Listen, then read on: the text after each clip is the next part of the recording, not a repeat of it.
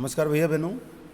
आज हम हिंदी की पुस्तक अभिव्यक्ति और माध्यम की जो विशिष्ट परिशिष्ट शब्दावली हम लोग कर रहे थे, उसमें हमने कुछ शब्द आपको समझाए थे पिछली क्लास में और कुछ शब्द आज हम आपको समझा रहे हैं इस क्लास में। तो आज के जो शब्द हैं उनमें पहला शब्द है न्यूज पेग।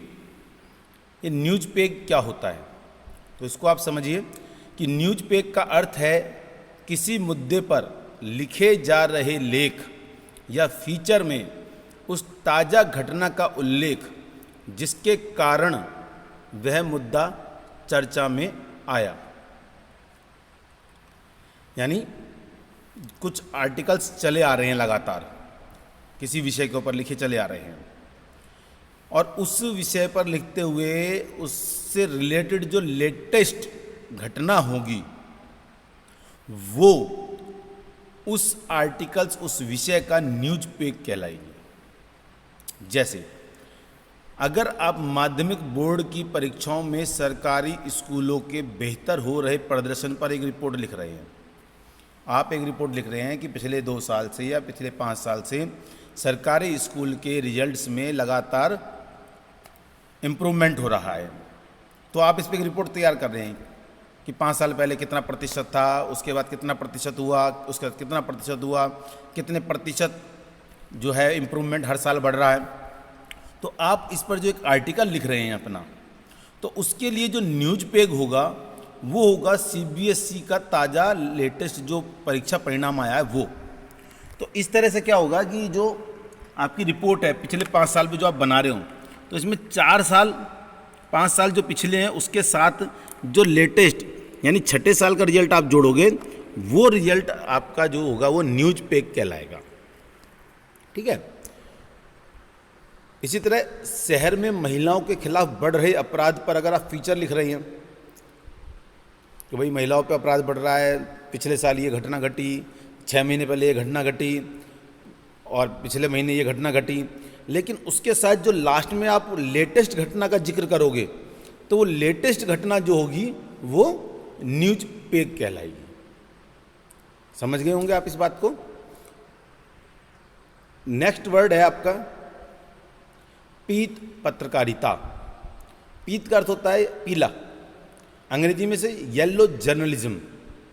अब ये पीली पत्रकारिता क्या मतलब है, इसको आप समझिए कि इस शब्द का सबसे पहले इस्तेमाल 19वीं सदी के उत्तरार्ध में, 19वीं सदी के उत्तरार्ध में, उत्तरार्ध मतलब 50% से ऊपर यानी 1850 के बाद में अमेरिका में कुछ प्रमुख समाचार पत्रों के बीच। तो क्या हुआ 1850 के बाद अमेरिका के कुछ जो प्रतिष्ठित समाचार पत्र थे उनके बीच एक जंग छिड़ी। कैसी? पाठकों को आकर्षित करने के लिए, पाठकों को अपनी ओर आकर्षित करने के लिए कि वह उन्हीं का अखबार पढ़ें। तो ये समाचार पत्रों के बीच में एक संघर्ष छिड़ गया और ये संघर्ष जो छिड़ा, इस संघर्ष को पीत पत्रकारिता का नाम दिया गया, येलो जर्नलिज्म। लेकिन ये येलो जर्नलिज्म का नाम दिया किस वजह से गया? ऐसा क्या झगड़ा उन लोगों के बीच में हुआ? तो हुआ क्या कि उस समय के प्रमुख समाचार पत्रों ने पाठकों को अपनी ओर लुभाने के लिए झूठी अफवाहों, व्यक्तिगत आरोप प्रत्यारोपों, प्रेम प्रसंगों, भंडाफोड़ और फिल्मी गपशप को समाचार की तरह प्रकाशित किया। उनमें सनसनी फैलाने का तत्व अहम था। इट मीन्स कि इन लोगों ने ज़्यादा से ज़्यादा लोग इनका अखबार पढ़ें, इसके लिए उन्होंने क्या किया, उसमें झूठी अफवाहें फ्रंट पेज पे डालनी शुरू कर दी। और झूठी अफवाहों से क्या होगा कि बाजार में एकदम गर्माहट हो जाती है, सब लोग चर्चा करने लगते हैं उसके बारे में। अरे उस अखबार में देखा, वो बात पढ़ी तुमने? अरे दूसरे में तो नहीं थी, अरे उसके अंदर छपी है भाई, बहुत बड़ी बड़ी खबर शब्दों में छपी है। तो इस तरह से क्या, वो झूठी अफवाहों का सहारा लिया, एक पब्लिसिटी होने लगी उसकी। व्यक्तिगत आरोप प्रत्यारोप, एक नेता ने दूसरे को कुछ कहा, दूसरे ने तीसरे को कुछ कहा, उन्होंने एक दूसरे की उनकी जो बातें उनको टाइटल बना के छाप दिया कि इस नेता ने इसके बारे में ये बात कही, बिल्कुल हेडिंग बना दी। और किसी सेलिब्रिटी का कोई प्रेम प्रसंग खुल गया तो उसको, या फिर किसी घटना का जिसमें प्रेम प्रसंगों को लेकर के कोई मर्डर किया गया हो या कुछ और घटना कर दी गई हो, ऐसे को प्रमुख समाचार के रूप में छापना शुरू कर दिया। इससे क्या हुआ, लोगों का जो मानसिकता थी वो इसमें उलझने लगी और वो इस तरह की खबरों को पढ़ने लगे चाव लेकर के। तो एक को देख के दूसरे समाचार पत्र ने भी ये हथकंडा अपनाया, तीसरे ने भी। तो जब प्रमुख प्रतिष्ठित समाचार पत्रों के बीच में इस तरह की हरकतें होने लगी, तो इस तरह की हरकतों को, इस तरह के संघर्ष को नाम दिया गया येलो जर्नलिज्म। यहाँ येलो का मतलब होता है गिरे स्तर की, तो स्तरहीन पत्रकारिता, तो इसलिए इसको नाम दिया गया पीत पत्रकारिता। नेक्स्ट वर्ड है हमारा पेज 3 पत्रकारिता। आपको याद होगा इस टाइटल पे एक फिल्म भी आई थी, पेज 3।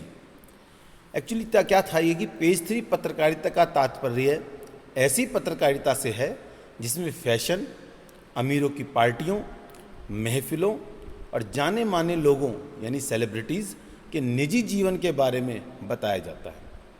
तो यानी होता क्या था कि ये समाचार पत्रों का जो पेज नंबर 3 होता था, बेसिकली उसको ही चुना गया था कि इस पर हम केवल फैशन, अमीर लोगों की पार्टियों, उनकी महफिलों और जो सेलिब्रिटीज़ हैं उनकी पर्सनल लाइफ की कुछ गपशप या कुछ जुड़ी दिलचस्प बातों को हम इस पर छापा करेंगे। तो पेज नंबर 3 पर यही चीज़ें छपा करती थी, तो इसीलिए इसको पेज 3 पत्रकारिता कह दिया गया। यह आमतौर पर समाचार पत्रों के पृष्ठ 3 पर प्रकाशित होती रही है, इसीलिए इसे पेज 3 पत्रकारिता भी कहते हैं।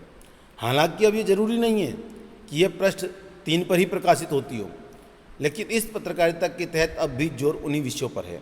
यानी आज भी टाइटल यही रह गया पेज 3, लेकिन आज अलग से परिशिष्ट आता है समाचार पत्रों में, या किसी अन्य पेज को चुन लिया गया है, 11 नंबर, 10 नंबर या 12 नंबर, किसी भी पेज को चुन लिया जाता है, लेकिन टाइटल वही है इसका आज तक। तो इसके अंदर छपने वाली सूचनाएं भी इसी प्रकार की हैं। आज भी फैशन से रिलेटेड, अमीरों की पार्टियों से रिलेटेड या उनकी किसी एक्टिविटी से रिलेटेड खबरें वही रहती हैं। तो लेकिन आज पेज नंबर बदल चुका है, लेकिन टाइटल वही का वही है। और आज जो हम अंतिम शब्द पढ़ने जा रहे हैं वो है फ्रीक्वेंसी मॉड्यूलेशन। ये क्या होता है? FM। आप लोग रेडियो सुनते होंगे, ऑल इंडिया रेडियो का AIR ऑल इंडिया रेडियो में FM चैनल 93.5, रेडियो मिर्ची या और जो अलग अलग FM चैनल्स चल रहे हैं हमारे यहाँ,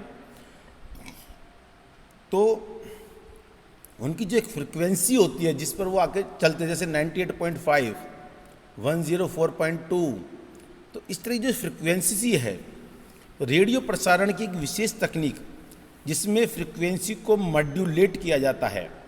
रेडियो का प्रसारण 2 तकनीकों के जरिए होता है। इनमें से एक तकनीक होती है एम्पलीट्यूड मॉड्यूलेशन AM, और दूसरी फ्रिक्वेंसी मॉड्यूलेशन होती है FM। FM तकनीक अपेक्षाकृत नहीं है और इसकी प्रसारण की गुणवत्ता बहुत अच्छी मानी जाती है, लेकिन AM रेडियो की तुलना में FM के प्रसारण का दायरा सीमित होता है। तो आप पहले देखेंगे कि जो अपने ऑल इंडिया रेडियो था, वो जो चैनल हम दिल्ली में सुनते तो वही चैनल हमको किसी गांव, दूर दराज के गांव में भी वही सुनने को मिलता था। जैसे कृषि पर कृषि भाइयों के लिए कार्यक्रम आता था, तो शाम को 5 बजे वो कार्यक्रम पूरे देश में प्रसारित होता था। तो वो आपके यहीं देश के किसी हिस्से में वो 5 बजे वही कार्यक्रम सुनने को मिलेगा। लेकिन अब क्या है, FM चैनल्स जो हैं वो कॉमन तो हैं ही, उनके अलावा हर क्षेत्र के भी अपने अपने अलग अलग चैनल भी हैं। तो ज़रूरी नहीं है कि जो चैनल दिल्ली से प्रसारित हो रहा है वो वहाँ भी पूरी तरह सुनाई दिया जाए। तो उनका एक दायरा सीमित होता है, लेकिन AM रेडियो का जो दायरा होता है वो काफ़ी विस्तृत होता है। तो ये आज हमने जो 4 शब्द समझे इसके नए, और ये आपको वर्ड टू वर्ड याद करने हैं। इसी तरह इनको लिखना है एग्ज़ाम में, क्योंकि मार्क्स इनमें तभी मिलते हैं। और बाकी के बचे हुए कुछ जो शब्द हैं वो हम अगली क्लास में पूरे करेंगे, और उसके बाद हम आप लोगों का रिवीजन शुरू करेंगे। तो आज के लिए इतना ही। नमस्कार।